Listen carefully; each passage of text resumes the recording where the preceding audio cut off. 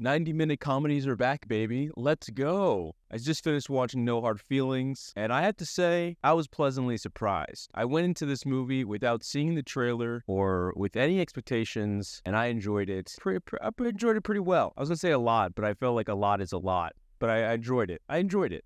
It's a raunchy, rated R sibling of American Pie. As I started watching it, I had no idea if it was going to work in today's political climate. But I have to say, they did pretty well, okay? Like when worlds started to collide in the Princeton party.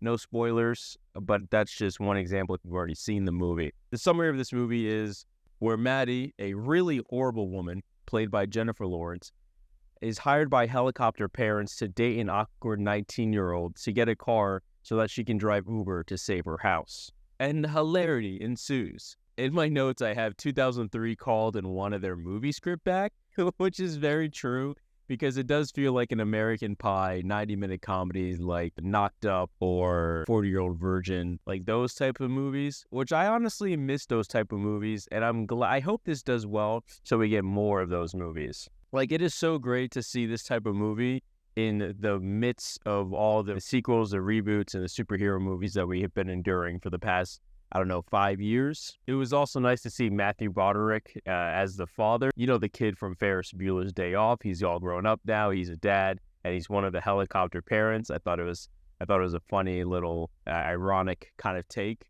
You know, because he was like the kid who got loose and hung out, and now he's like a tight and upstrung parent. Sometimes I like to imagine that these worlds are collided and that's still the same character. That's just my little fun thing I like to do. In terms of comedy, it's hard to critique comedy because it is so subjective. I thought it was pretty funny. I laughed out loud a few times in the theater. I did. I'm that person who laughs out loud. And so did a bunch of people in the audience with me. It felt nice. It felt nice to laugh with other people. That sounded kind of sad. I don't know. I don't know why. The comedy was good, surprisingly very physical, which I loved. It's a lot of slapstick, a lot of physical comedy. I enjoy this because I hate just dialogue humor. I don't hate it. I think there could be more done. And this movie does that. It finds humor in places that it shouldn't be or that it didn't need it. And then they're like, hey, we can do this here. I think it'd be funny if this happened instead. And I thought it was fantastic. My favorite part was probably the beach scene. I'm just going to say the beach scene was really funny.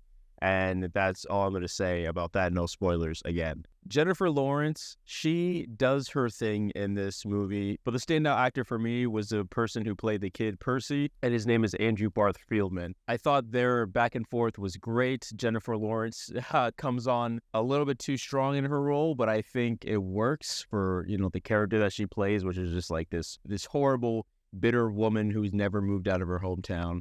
And you have just Percy, this 19-year-old kid who's awkward. And he's just trying his best with the cards he was dealt. And after watching the trailers for this video, because I hate looking at my face, so I covered it up with video footage, all the funny parts were not in the trailer. I was happy to say that. I was pleasantly surprised that there were more funny parts that were in the trailer. There were funnier parts that didn't make it into the trailer, which I love because comedy movies, they always put the funniest things in there, and then you get into the theater and the rest just falls flat. I recommend going to see this with some friends, share a laugh, maybe drink a little bit. I'm going to give this overall a 7.5 out of 10, which is pretty good for a comedy in my mind. Definitely go check it out. I hope let's make sure that there's more of these movies out there in the world. Have you seen No Hard Feelings? Are you going to see it? Let me know your thoughts in the comment section down below, and I'll see you next time.